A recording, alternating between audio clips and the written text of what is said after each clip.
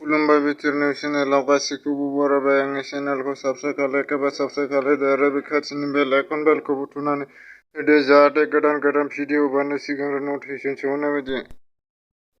चिरां जिल्लानि बिजिनि दख'रा एबसुनि बानजायनाय गेदेमा मुंख्लं थुलुंगानि थान्दै महसेश्वर मुसाहारिनि मुंख्लं खाम्फायाव 20थि थैनाय सान फालिदों।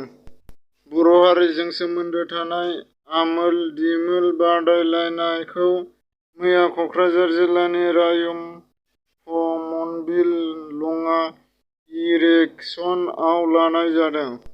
बाक्सा जिल्लानि कुथुरिझार अर नांनाय जाथाय।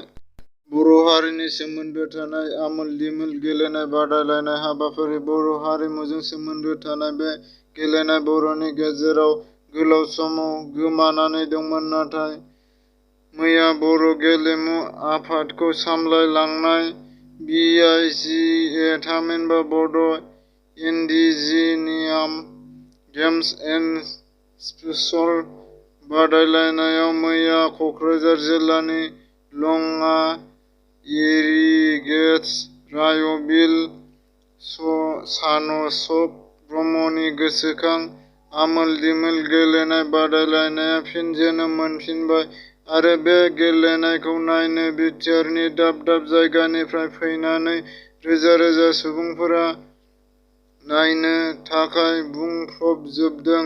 आरो मैयानि बे हाबाफारियाव बिटिआरनि गेलेमु आफादगिरि मावफुं सोद्रोमा दावबायसा बर' बिथांजों लोगोसे बिटिआरनि गेम्स आरो स्पर्ट CSD नि बिथांमोनाबो बाहागो लायो।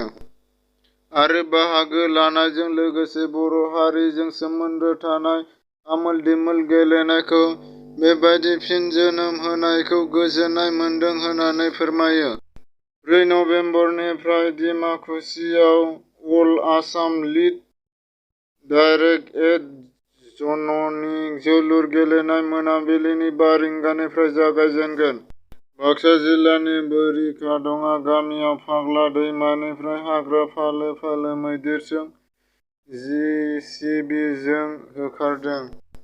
जनायाव 37 बोसोरनि मिसिं रावखान्थि जोनोम सान फालिदों।